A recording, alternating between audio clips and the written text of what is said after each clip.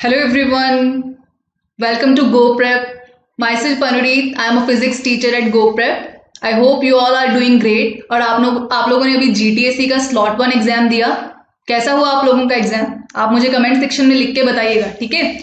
So in this session we will discuss slot 1 exam. आप लोगों को कोई भी डाउट होगा आफ्टर दिस डिस्कशन, आप लोगों को वो डाउट्स क्लियर हो जाएंगे, ठीक है? आई होप आप लोगों का पेपर बहुत अच्छा गया होगा, ठीक है? So let's start with the physics section. So here is the first question. Which of the following is or are true for displacement? Displacement की बात करते हैं. What is displacement? Displacement के लिए कौन सी टर्म यहाँ पे स्टेटमेंट ट्रू है? Displacement क्या होता है बेसिकली? चेंज इन पोजीशन, है ना? चेंज इन पोजीशन क्या होता है? डिस्प्लेसमेंट होता है. तो क्या डिस्प्लेसमेंट जीरो हो सकता है अगर मोशन हुआ है? एब्सोल्युटली करेक्ट, हो सकता है. अगर हम सर्कुलर मोशन से देखें तो सर्कुलर मोशन में अगर बॉडी जिस पॉइंट से स्टार्ट करता है वापस वहां पे आ जाए, मींस एक सर्कल कंप्लीट करे, तो उसकी पोजीशन में कोई चेंज नहीं आएगा. चेंज इन पोजीशन क्या होगा? Zero. So that means it can be zero. That is correct. What about it can not be zero? That is wrong. It's magnitude is greater than the distance travelled. That is absolutely wrong. क्यों? क्योंकि displacement क्या होता है? Displacement is less than equal to distance होता है. वो यहां से आप देख सकते हो. अगर एक सर्कल कंप्लीट होगा तो ड्यूरिंग वन सर्कल, तो एक सर्कल का पाथ कितना होता है? पाथ का लेंथ क्या होता है? सर्कल का लेंथ क्या होता है? Circumference. That is 2 pi r. तो डिस्टेंस कितना ट्रेवल होगा सेम मोशन के लिए? 2 पाई आर. डिस्प्लेसमेंट कितना हुआ? जीरो. और स्ट्रेट लाइन मोशन हो रहा है तो स्ट्रेट लाइन मोशन में change in position is also equal to, और change in position is also equal to distance travel, है ना? तो डिस्प्लेसमेंट एंड डिस्टेंस इसमें क्या होगा? सेम होगा. तो डिस्टेंस के इक्वल हो सकता है डिस्प्लेसमेंट, बट ग्रेटर नहीं हो सकता. तो first statement is correct and fourth statement is correct. So what is the answer? Answer is c. It was pretty easy question. सबका सही हुआ होगा ये तो, right? So here is the next question. Which of the following option is not true? कौन सा option true नहीं है? So let's start with the first option. Here it is talking about inertia. Mass of an object is measure of inertia. What is inertia? Inertia क्या होता है? Inability of the body to change its state. है ना? अपने आप अपना state change नहीं कर सकता बॉडी. उसको एक्सटर्नल फोर्स लगाना पड़ेगा, बाहर से फोर्स लगाना पड़ेगा, तभी उसका स्टेट चेंज हो सकता है. तो वो किस पे डिपेंड करता है? वो उसके मास पे डिपेंड करता है. लाइक बटरफ्लाई का स्टेट चेंज करना इजी है इन कंपैरिजन टू एलिफेंट, क्योंकि एलिफेंट का मास ज्यादा है. सो मास पे डिपेंड करता है inertia. So this is the correct answer. तो हमें तो नॉट ट्रू स्टेटमेंट बताना है. So let's move to the second part. Second option, force is equal to change in momentum. कैसा ट्रू है?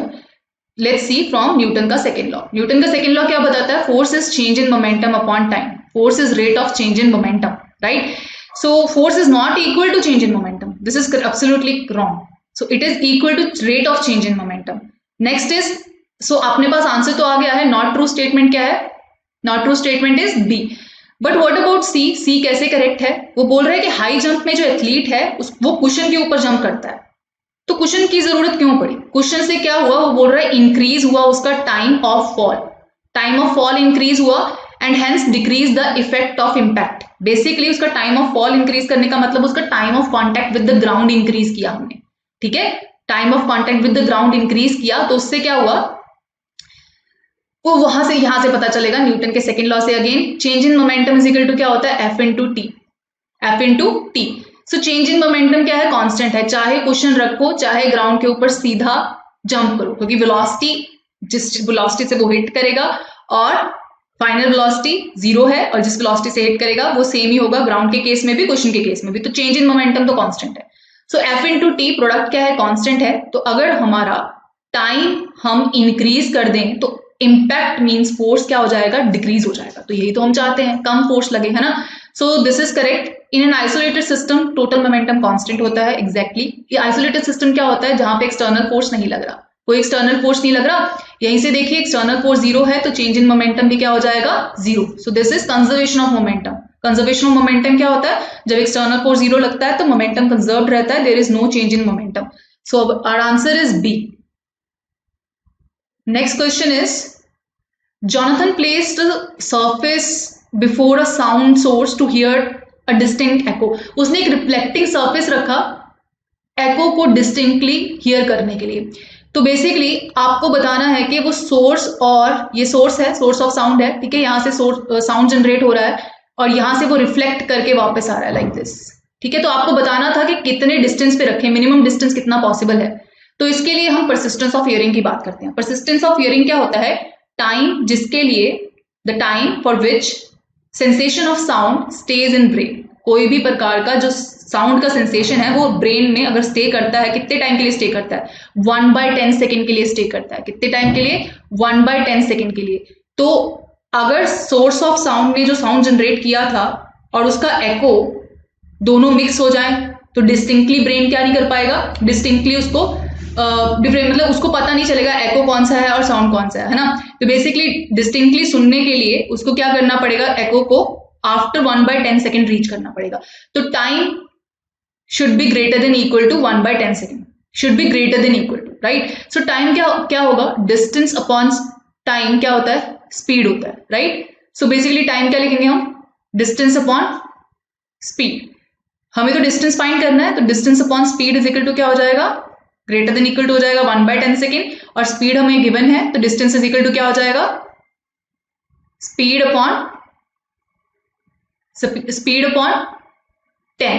बट डिस्टेंस क्या है, it is twice of the distance of the reflecting surface from the source of sound, so it is 2d। 2d should be greater than equal to 344 is the speed divide by 10। इसको solve करोगे तो आपके पास answer आएगा 17.2 metre. So that is the correct answer. Okay, let's move to the next question. A hollow spherical ball is cut into 2 halves.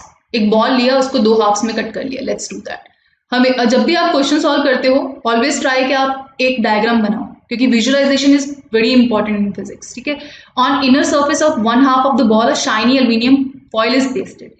Inner surface के ऊपर reflecting इधर surface के ऊपर एक शाइनिंग सर्फेस बना दिया इनर सर्फेस को, बेसिकली कैसे, फॉइल को पेस्ट करके। तो this is your reflecting surface. अंदर वाला सर्फेस क्या है, रिफ्लेक्टिंग सर्फेस। तो ऐसा कहाँ पे होता है, कॉनकेव मिरर में होता है। ये जो अंदर वाला सर्फेस होता है ये क्या होता है, रिफ्लेक्टिंग सर्फेस होता है in case of concave mirror, right. So this is a concave mirror. तो आपको बेसिकली बताना है कि कनकेव मिरर के केस में कैरेक्टरिस्टिक्स ऑफ इमेज क्या क्या पॉसिबल है। तो फर्स्ट बोल रहा है कि वर्चुअल इमेज बन सकती है और स्मॉलर इन साइज बनेगी। क्या ऐसा होता है? ऐसा तो नहीं होता है। वर्चुअल इमेज बनती है, कब बनती है वर्चुअल इमेज कनकेव मिरर के केस में, जब object with in focal length रखा जाता है, मतलब पोल और फोकस के बीच में ऑब्जेक्ट होता है। तो कैसी इमेज बनती है, वर्चुअल इमेज बनती है, बट लार्जर इन साइज बनती है, एंड लार्ज इमेज बनती है। सो this is not correct. Image is real and smaller in size, तो ऐसा पॉसिबल है? Yes, it is possible. Real image smaller in size इसमें बन सकता है। कहाँ पे, कहाँ बनेगा, जब सेंटर ऑफ कर्वेचर के पीछे ऑब्जेक्ट रखेंगे तो इमेज कैसी बनती है उसकी, स्मॉलर इन साइज बनती है। बेसिकली आप जितना पास आते जाओगे मिरर के, इमेज का साइज क्या होता जाता है, इंक्रीज होता जाता है। सेंटर ऑफ कर्वेचर के पीछे है, रियल इमेज बनेगी, बट कैसी बनेगी, smaller in size.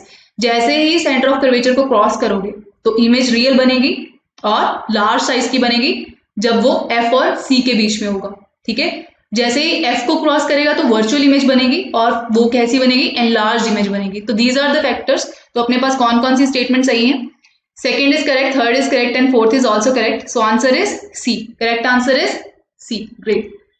So let's move to the next question. Okay, Garima poured water in 2 beakers, beaker 1 and beaker 2। आपको बताना है कि pressure on the bottom of the beaker greater than in beaker 1 is greater than at the bottom of beaker 2। तो pressure at the bottom की बात हो रही है। Basically pressure at the bottom किस पे डिपेंड करता है, 3 फैक्टर्स पे डिपेंड करता है। एक तो डेप्थ पे, depth of the point of observation, जिस पॉइंट पे हम उसका प्रेशर निकाल रहे हैं, और डी क्या होता है, डेंसिटी ऑफ द लिक्विड, ठीक है, और जी क्या होता है, acceleration due to gravity, acceleration due to gravity. तो हम इन दोनों बीकर्स में देखते हैं कि डेप्थ का क्या सीन है। तो डेप्थ तो दोनों बीकर्स में क्या है, सेम है। Depth of the bottom is same in both the beakers. So what about D, density of water is same, liquid same है, और जी क्या है, जी भी सेम है, acceleration due to gravity is also same. So pressure क्या होगा, pressure भी same ही होगा, क्योंकि प्रेशर बीकर की शेप पे डिपेंड नहीं करता। प्रेशर किस पे डिपेंड करता है, इन 3 फैक्टर्स के ऊपर डिपेंड करता है। अगर ये तीनों सेम है तो pressure at the in the liquid is also same. Fluids में प्रेशर इन फ्लूइड्स बेसिकली क्या होता है, इन 3 फैक्टर्स के ऊपर डिपेंड करता है, ठीक है। So let's move to the last question. Yeah, this is a tricky question. Let's see कितने लोगों का सही होता है। आप कमेंट सेक्शन में मुझे लिख के बताइए क्वेश्चन नंबर 6 किसका सही है। So which of the following sound wave shown in the figure below is a high pitch yet soft? High pitch का मतलब क्या है, high pitch means high frequency. High frequency means time period कम, क्योंकि frequency is inverse is equal to 1/t होता है ना। सो आपको basically high frequency निकालना है, इन वेव फॉर्म में से कौन सा वेव का हाई फ्रीक्वेंसी है। तो हम टाइम पीरियड की बात करते हैं। तो टाइम पीरियड देखो, टाइम पीरियड क्या होगा, इस पूरी वेव को फॉर्म होने में जितना टाइम लगा वो उसका टाइम पीरियड होगा। तो यहां से लेकर यहां तक का टाइम देखना था हमें। तो ये कितनी यूनिट्स हुई, 1 2 3, तो इसका टाइम पीरियड तो है 3 यूनिट्स। अब यूनिट्स क्यों ली मैंने, क्योंकि यहाँ पे कोई भी सेकेंड या फिर मिनट कुछ नहीं लिखा हुआ ना, तो उसको मैंने इसको क्या बोल दिया, 1 यूनिट बोल दिया। सिमिलरली इसका देखोगे आप तो कितने यूनिट्स हैं, 1 2 3 4 5 6 7 8 यूनिट्स हैं यहाँ पे देखोगे तो यहाँ पे भी 8 यूनिट्स ही मिलेगा आपको टाइम। और इधर कितना मिल रहा है, 1 2 3, ये एक वेव कंप्लीट हो गया यहां से लेकर यहां तक। यहाँ पे भी टाइम पीरियड कितना है, 3 यूनिट्स है। In these two cases time तो सेम है तो फ्रीक्वेंसी सेम होगा। वहां पे एक और फैक्टर गिवन है, येट सॉफ्ट। सॉफ्ट का मतलब क्या है, लाउडनेस कम। लाउडनेस किस पे डिपेंड करता है, लाउडनेस बेसिकली क्या होता है, डायरेक्टली प्रोपोर्शनल टू एम्पलीट्यूड का स्क्वायर होता है। ठीक है, तो आपको एम्पलीट्यूड देखना था, जिसका एम्पलीट्यूड कम होगा वो हमारा राइट आंसर है। तो एम्पलीट्यूड कौन सी वेव का कम है, इसका एम्पलीट्यूड कितना है, 1 2 3 4 यूनिट्स, 4 यूनिट्स एम्पलीट्यूड है। और इसका एम्पलीट्यूड क्या है, ओनली 1 यूनिट। तो ये वाली जो साउंड होगी this is high pitched and soft sound होगा। ठीक है, तो फिजिक्स में इतने क्वेश्चन थे। आई होप आप लोगों के मैक्सिमम क्वेश्चन सही हुए होंगे। Now we will do discussion of chemistry. Hello and welcome all of you. अभी अभी आप सब लोगों का जीटीएससी का स्लॉट 1 हो चुका है एंड आई एम श्योर वो बहुत ही अच्छा रहा होगा। So I am chemistry teacher here at GoPrep। My name is Akanksha Khandelwal and I am bringing all the solutions of chemistry के लिए जो आपका हुआ है। केमिस्ट्री का सेक्शन बहुत ही इजी था एंड आई एम श्योर वो बहुत ही अच्छा रहा होगा आपका। So the very first question that you had was this one. Mohan wants to perform an experiment जो डिस्प्लेसमेंट रिएक्शन है और वो चाहता है कि कॉपर को डिस्प्लेस करे, राइट। सो जिंक उनके पास नहीं है तो वो किस एलिमेंट का जिंक के अलावा यूज कर सकते हैं। सो गाइस अगर आपको रिएक्टिविटी सीरीज याद होगी तो क्वेश्चन बहुत ही सिंपल सा था, बिकॉज आपके कॉपर के नीचे प्लैटिनम, गोल्ड और मर्करी लाई करते हैं। सो इन तीनों ही because they are less reactive than copper they can not displace copper from aqueous solution of copper nitrate being whereas your aluminium जो है वो easily displace कर सकता है। So the correct answer for this is aluminium. Why? Because it's lying above in the reactivity series. The next was a very interesting environmentally friendly question था काफी। A blend of bitumen and poly blend is used for laying roads. आप सबको पता है आजकल roads ले करने के लिए हो चाहे गार्डन्स वगैरह बनाने के लिए we are trying to recycle the plastic because बहुत ज्यादा क्वांटिटी हो चुकी है plastic. It's a very very big pollutant that we have right now.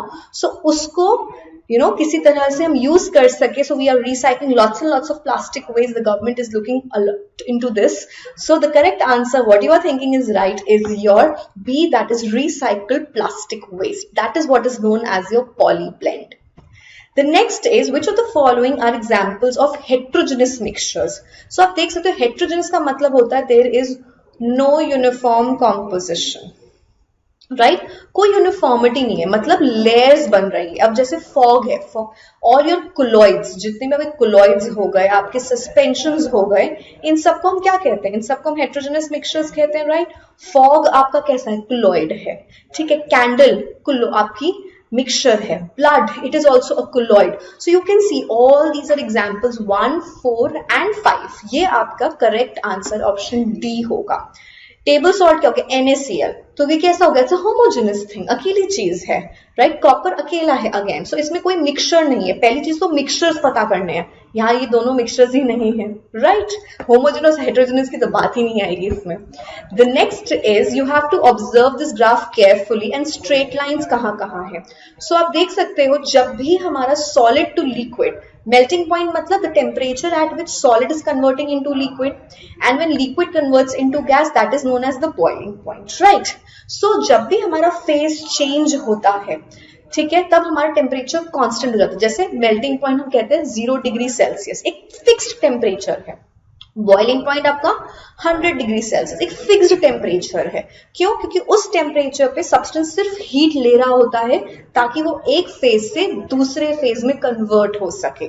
सो इसमें टेम्परेचर स्टेडी रहता है आपका। So the correct answer for this is option C. अगर नहीं भी पता है वाली बात, तब भी अगर ध्यान से नोटिस करोगे तो इसमें मेल्टिंग पॉइंट जो है वो स्टेडी लाइन है, मतलब 0 डिग्री सेल्सियस पे को आपका सिर्फ फेज चेंज हो रहा है, टेम्परेचर चेंज नहीं हो रहा है। The next was a very interesting question. Choose the correct statements among the following. So petrol का अगर बहुत ही हाई इग्निशन टेम्परेचर होता तो जलने में बहुत देर लगती, जो सच नहीं है, right? Job of fire extinguishers is to cut the supply of oxygen and not carbon dioxide. ठीक है, कार्बन डाइऑक्साइड तो वो रिलीज करता है, and this is the correct statement. So for this the correct answer was only option D, R. ठीक है, red phosphorus convert हो जाता है white phosphorus में. The next was graphite is an allotrope of carbon, लेकिन it's a very good conductor of electricity. And हमें पता है जब भी बात इलेक्ट्रिसिटी की आती है तो आपके या तो आयंस इन्वॉल्व होते हैं या फिर आपके फ्री इलेक्ट्रॉन्स इन्वॉल्व होते हैं जो मूव कर सके. That's why they are able to conduct electricity. So again for this the correct answer is option D. The last question that you had was about from your class 8 standard, that which of the following plastics have cross links. So you know very well आपके जो thermosetting plastics होते हैं, right? Your thermosetting plastics, they have got cross links in them. So polythene, styrene, ये दोनों कैसे हैं? Thermo आपके plastics हैं. Melamine, bakelite, they are your thermosetting plastics. So for this the correct answer was option B, melamine and bakelite. Option B and D. So you can see chemistry questions काफी simple आए थे. अगर आप लोगों ने अभी तक अटेंड नहीं किया है GTSC का, so बच्चा GTSC का नेक्स्ट स्लॉट जल्दी से अटेंड कर लीजिए.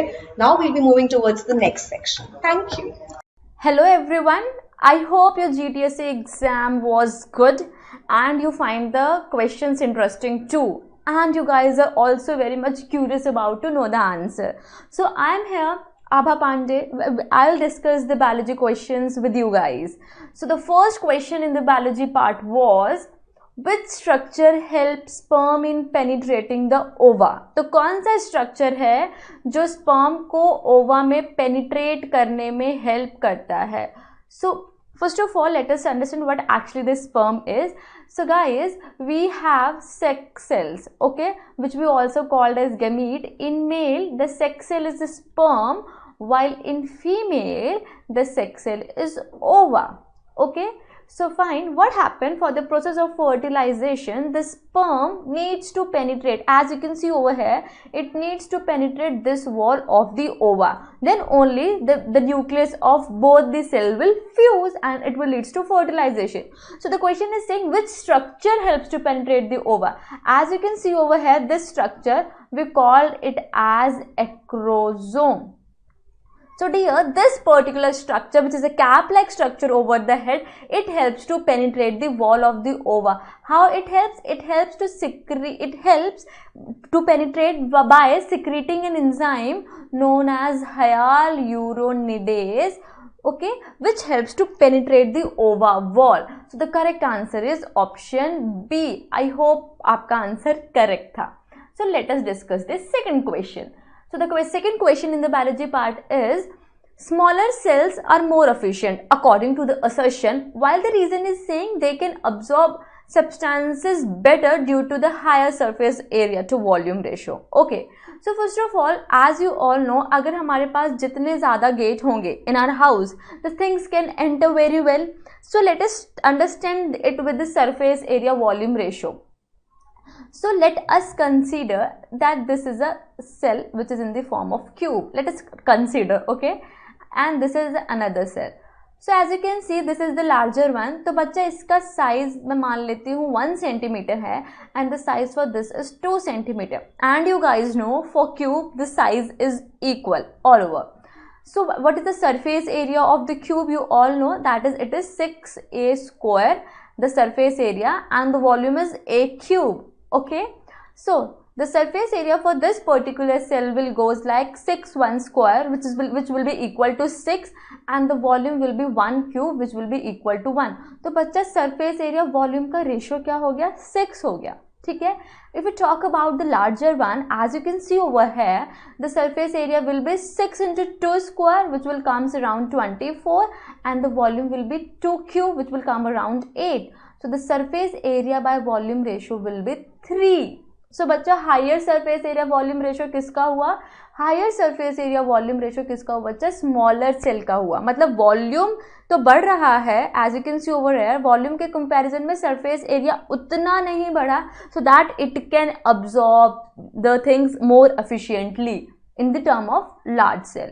That's why we say that the smaller cells are more efficient to absorb substances, which means the option is correct. I hope आपका correct हुआ होगा. So moving to the next question. The question is, which of the following is true for a plant cell? So first of all, let us see the options. The options are saying that they lack a cell wall. The second option is they have a cell wall but they lack a plasma membrane.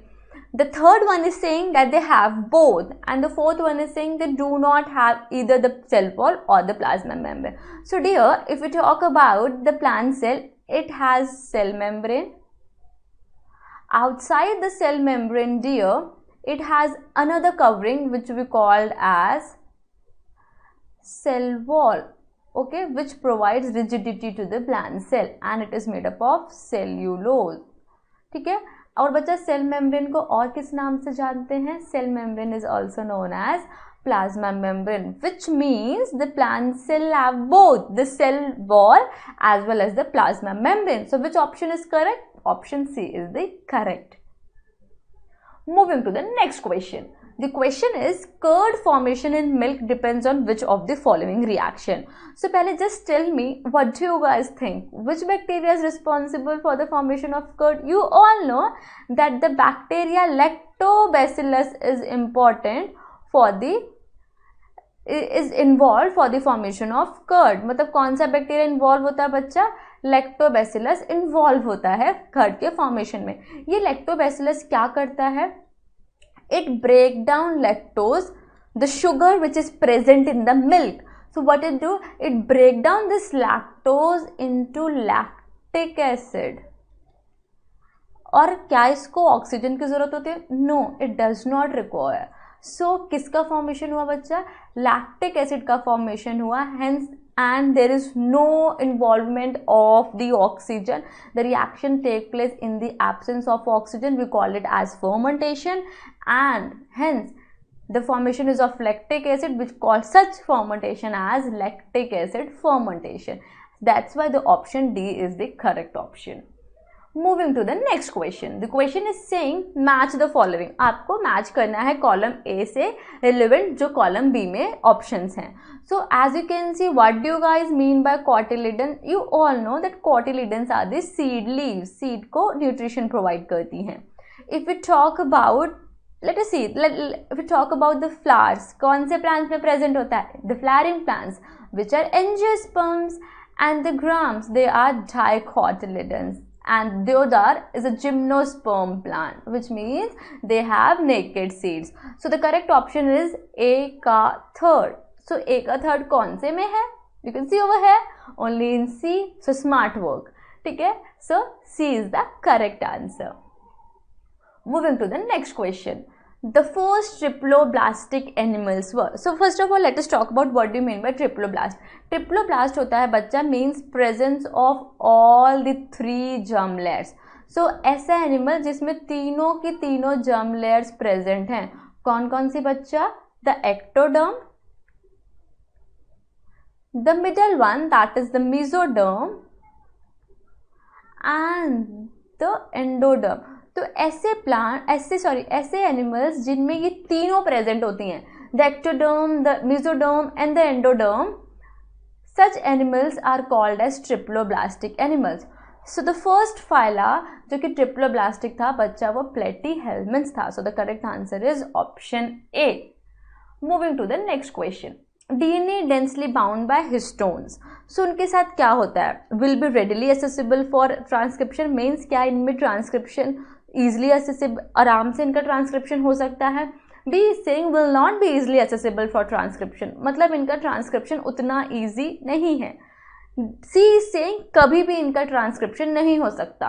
And D saying it hardly matters, it doesn't affect the gene accessibility. So guys, as you all know, DNA bound with the histone proteins to form chromatin. It bound loosely so that it can get easily transcribed. So when the DNA is densely bound by histone, it is not easily accessible for transcription. उसके transcription में दिक्कत आती है, वो easily accessible नहीं होता. Because कैसे है बच्चा? वो densely bound है histone के ऊपर. The correct answer is option B. I hope आपके maximum answers correct हुए होंगे. So now you can discuss the mathematics question. Okay, good luck, God bless. हे बच्चों, हम अपने मैथमेटिक्स के पेपर की तरफ आगे बढ़ते हैं। होपफुली सभी बच्चों का बहुत अच्छा पेपर हुआ होगा ये। ये मेंसुरेशन का फर्स्ट क्वेश्चन है हमारी कंप्यूटर स्क्रीन पे। अगर हम इसे ध्यान से देखें तो हाइट इसमें हमें दे रखी है ना, हाइट। चलो पेन एक बार दूसरा ले लेते हैं, ये वाला पेन तो कहाँ दिखाई देगा। हाइट हमें इसमें दे रखी है कितनी, 14 सेंटीमीटर। ठीक है, कर्व्ड सरफेस एरिया का फॉर्मूला हमें क्या पता है, 2 पाई आर एच होता है। ठीक है, तो उसकी वैल्यू दे रखी है 264। तो रेडियस अगर हमें निकालनी है तो 264 बाई 2 पाई एच हो जाएगा। अब यार पाई की वैल्यू भी हमें मालूम है 22/7, हाइट की वैल्यू हमें मालूम है 14 यहाँ पे। ठीक है, वो दे रखी है। आर आ गया यहाँ से, वॉल्यूम का फॉर्मूला होता है सिलेंडर का पाई आर स्क्वायर एच। यार आर यहाँ से जो आया वो पुट कर दो, एच हमें दे रखा है, काम खत्म हो गया। ठीक है ना, कैलकुलेशन कर लेना यार, ठीक है, इतना मत करवाना। ठीक है, तो सेकंड क्वेश्चन हमारी कंप्यूटर स्क्रीन में वर्क वाला है यार, ये बड़े लोचे वाले, मतलब इन क्वेश्चन में प्रपोर्शन का हमें थोड़ा सा ध्यान रखना होता है। हमें क्या बोला है, ए अपना काम कितने घंटों में खत्म करता है, ए कैन वर्क हिज, ये देखा 7 सही 1/2, तो ये हो गया हमारा, देखो हिंदी बोल रहा हूँ मैं, 15/2 आवर्स में खत्म करता है। इसका मतलब क्या हो गया, ए के 1 घंटे का काम कितना हो गया, ए 1 आवर वर्क। ठीक है, ए के 1 घंटे का काम, अगर हम ए के 1 घंटे का काम देखें तो 1 डिवाइडेड बाई 15/2 हो जाएगा। ठीक है ना, है ना। अगर ए सारा काम 8 घंटे में करता है तो 1 घंटे में 1 डिवाइडेड बाई 8 करेगा, और 15/2 में करता है तो 1 डिवाइडेड बाई 15/2, तो ये जाएगा 2/15। ठीक है, सिमिलरली अब बी, मान लिया बी अपना जो काम करता है वो x आवर्स में करता है, ऐसे मान लेते हैं कि x आवर्स में अपना काम करता है। तो बताओ बी के 1 घंटे का काम कितना हो जाएगा। ऐसे ही करते हैं ना इस तरीके के क्वेश्चन को, 1 घंटे का काम निकालने का 1/x। अब क्वेश्चन में, क्वेश्चन की भाषा क्या बोल रही है, ए जो है वो 20% कम काम करता है बी से। ठीक है, बी अगर पूरा काम करता है, बी अगर मान लिया 1 काम करता है, तो ए 20% कम करता है ना। 20% का मतलब होता है 20/100, मतलब क्या हो गया यार, इसको सॉल्व करोगे तो हो जाएगा 1/5। ठीक है, तो 1 माइनस 1/5 मतलब 4/5 काम कर रहा है भाई ये। बी अगर पूरा 1 काम कर रहा है तो ए कितना काम कर रहा है, 4/5 काम कर रहा है। सही बात है। तो अगर हम इसे देखें, इस क्वेश्चन को प्रपोर्शन से करने की कोशिश करें तो ये हो जाएगा 4/5/1 डिवाइडेड बाई 2/15/1/x। ठीक है, ऐसी हो जाएगा ना।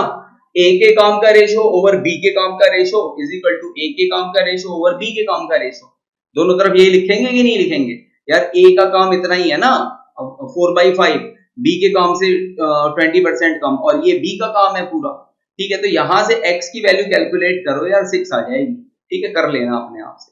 ओके, तो नेक्स्ट क्वेश्चन हमारी कंप्यूटर स्क्रीन पे है कि 28 जानवरों को खाना खिलाने के लिए 9 दिन का खाना है हमारे पास। बढ़िया। ठीक है, अगर जानवर बढ़ा दिए, है ना, पहले 28 जानवर थे, एनिमल थे कुल मिला के, फिर जानवर 8 बढ़ा दिए, मतलब 36 हो गए। 28 + 8 36 जानवर हो गए।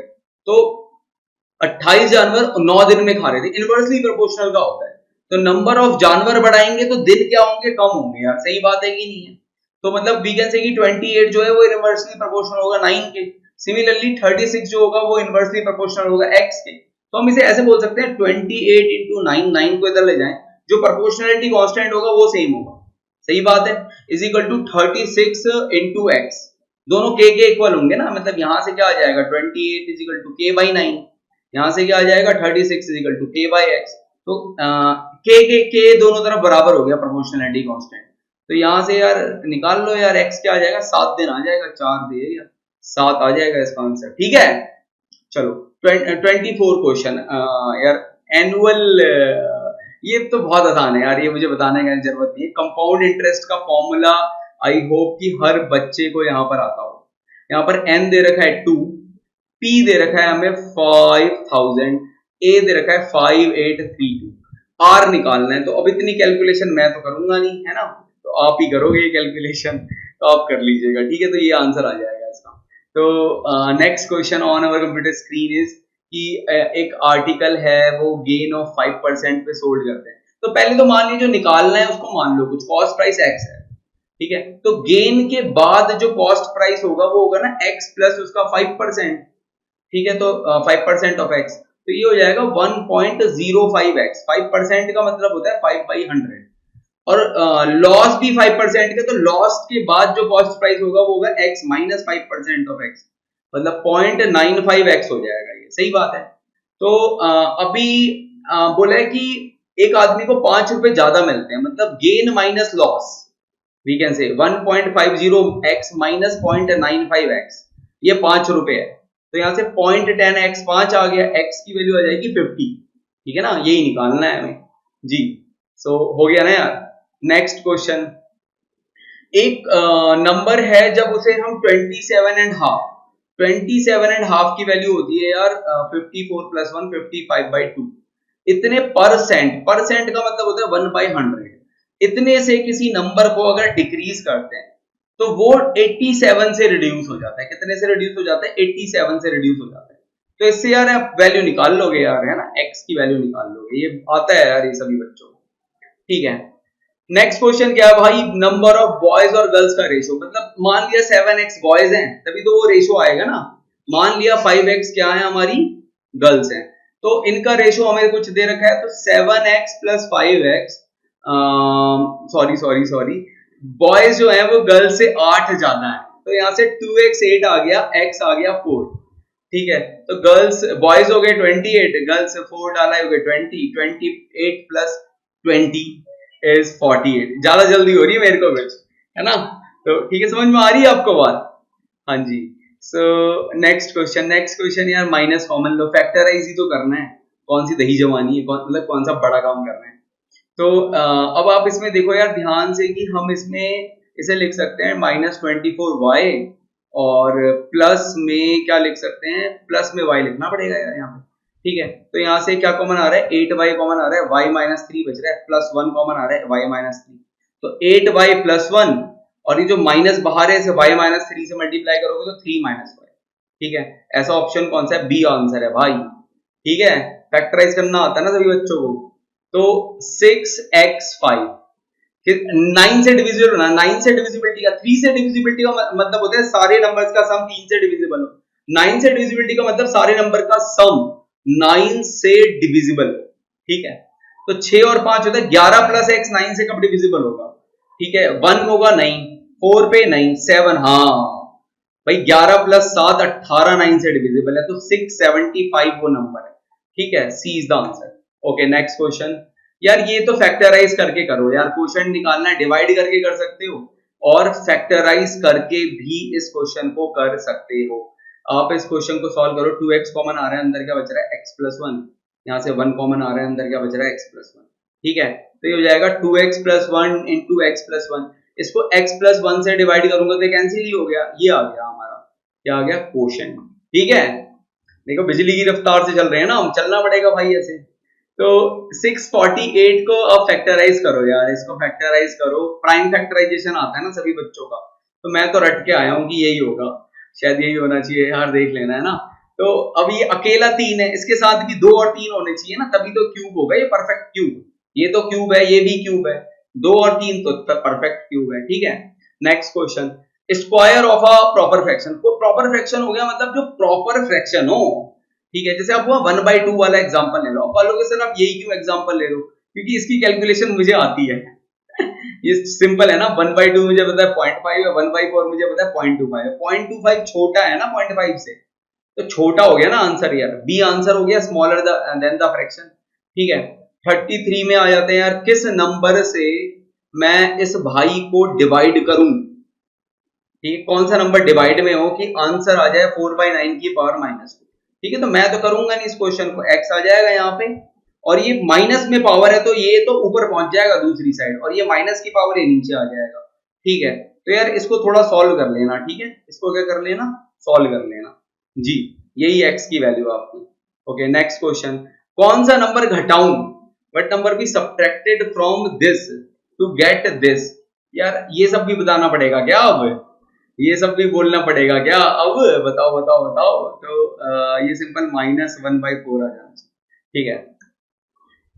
What point of a coordinate axis lie on a negative axis, चलो has a 7 distance from 2,0, तो 2,0 यहाँ पर है, 2 डिस्टेंस तो ये हो गई और 5 डिस्टेंस यहाँ पे हो गई, ठीक है। इससे मतलब ये -5,0 नहीं होना चाहिए पॉइंट, ठीक है, इजीएस्ट मोस्ट क्वेश्चन है ये। 7 डिस्टेंस होगी देखो कुल मिला के अगर आप देखो तो, ठीक है।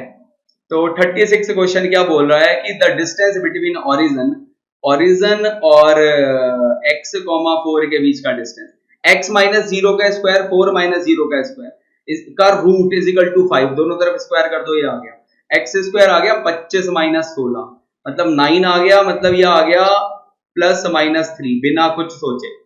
इतना सिंपल है भाई, आज का पेपर तो मतलब लड्डू आया हुआ है, लड्डू।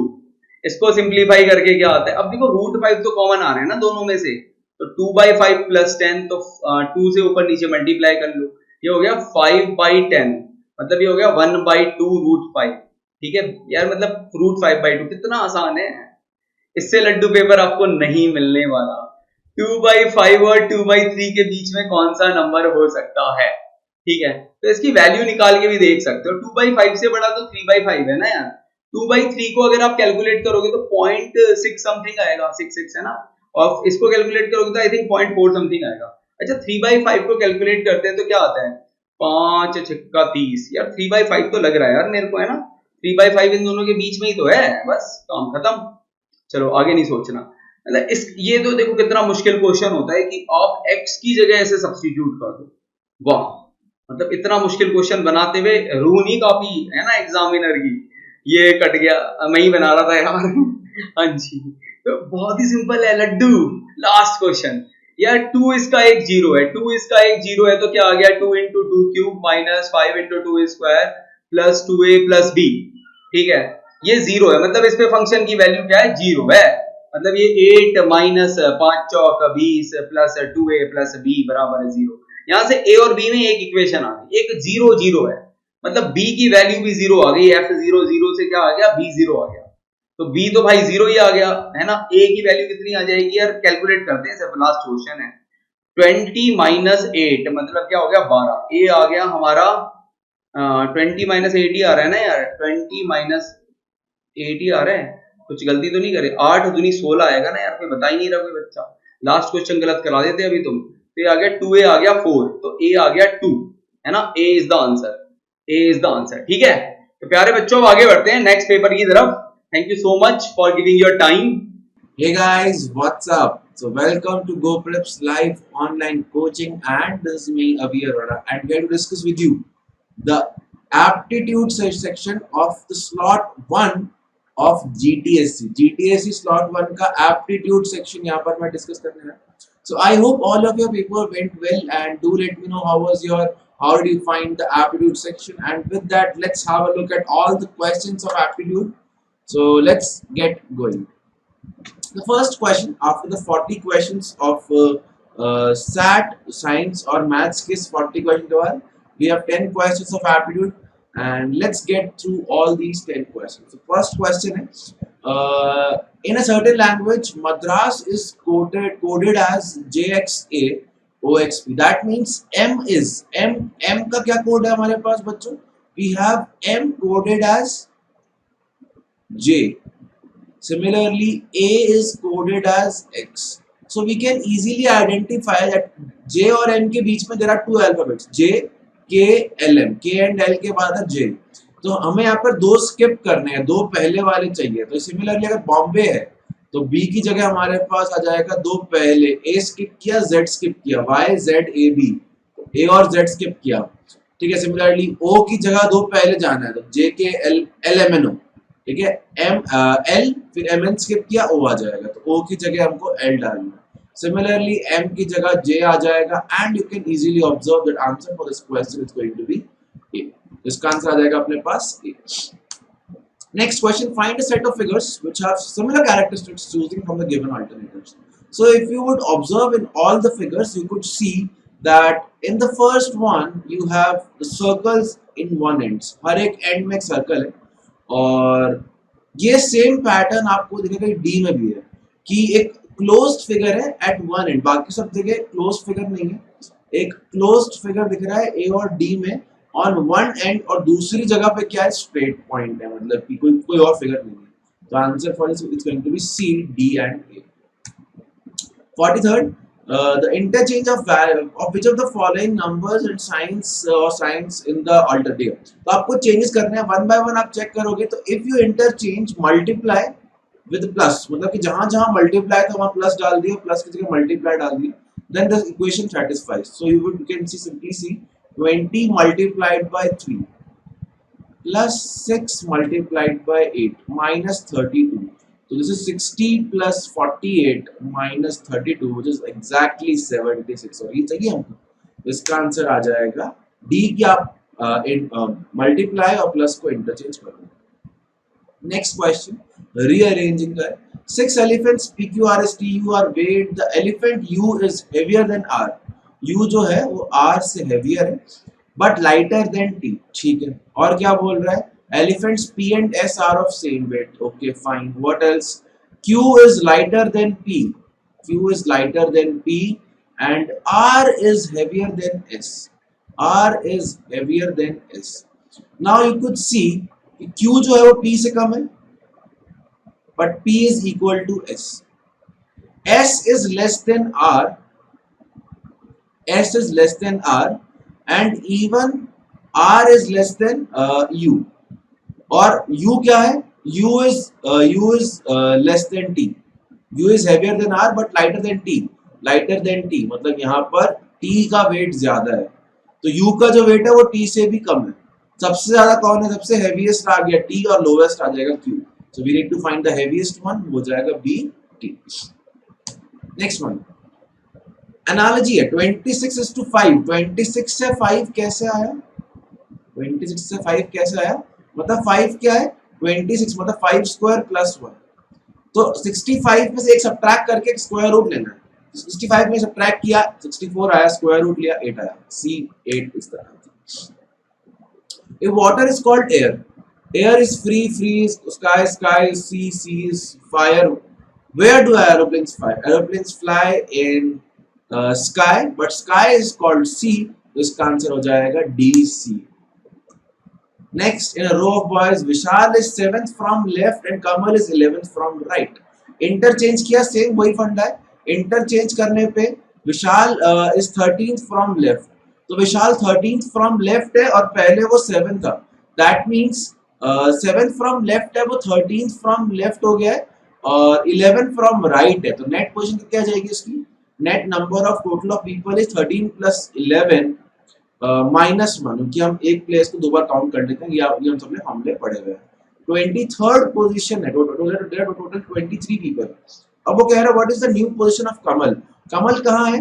कमल is at 7th from new position में, 7th फ्रॉम लेफ्ट. हमको राइट से चाहिए, तो 23 माइनस 7 प्लस 1, तो कितना आ जाएगा ये? This will be 17. So he is at 17th position now, which is option B. Next, if Friday falls on 15th September 2001, सितंबर में 15th क्या होगा? यार सिंपल सी बात, आपको ये चेक करना है कि लीप ईयर कहाँ फॉल हो रहा है. लीप ईयर मतलब कि वो एक्स्ट्रा डे आता है फरवरी का. So if you would see February का 29th डे फॉल हो रहा है 2001 पर, दैट मींस 2001 तो लीप ईयर नहीं है. Therefore there are 365 days. Let's divide it by 7. You would see ये 5 से गया 35, 1 15 14 2 डाला 1 day, that means 52 days and 1 odd day. एक दिन एक्स्ट्रा बचेगा तो वो एक दिन आगे बढ़ जाएगा, मतलब कि 14th को भी सेम फ्राइडे आने वाला है. दैट मीन्स 15th क्या हो जाएगा? 15th will be the next day, that is going to be Saturday. इसका आंसर आ जाएगा सी, सैटरडे. नेक्स्ट बोल रहा है greater than is for plus, less than for minus. ये पावर उसको लिख देंगे मल्टीप्लाई और B is divide. So let's substitute the values. 52 minus 4 multiplied by 5 plus 8 divide by 2. Simplify कर लो, 52 रहेगा, minus 4 5s are 20 plus 8 by 2 that's 4. This is 56 minus 20 that's 36. Very easy question. इसका answer आ जाएगा B, 36. Last question of the test. So 5 persons standing on facing north. One of the 2 persons standing at the extreme end is a teacher and other is businessman. तो कोनों में कौन है? 5 में से कोनों में एक टीचर एक बिजनेसमैन है. Doctor is standing to the right of student. तो ये डॉक्टर है और वो स्टूडेंट के राइट में, ये पता लग गया मुझे अभी तक। फिर वो बोल रहा है clerk is to left of the businessman, तो उसने कहा बिजनेसमैन और टीचर कोने में आएंगे, एक्सट्रीम्स में आएंगे, तो अगर यहाँ पर बिजनेसमैन आ गए तो उसके लेफ्ट में कोई पोजीशन बचेगी नहीं, that means businessman has to be here, यहाँ पर आ जाएगा क्लर्क और यहाँ पर है teacher, this is the position. Counting from left, doctor is at which place, doctor is at third place, इसका आंसर हो जाएगा B, third. So that's all in the aptitude section. I hope you were able to solve the questions. Do let me know how was the paper in the comment section. And good luck. If you have not yet attempted the GTSC, make sure that you do that in the next slot. Till then, see you in the next slot solution. Bye bye, everybody. This is me, Abhi Arora, signing off.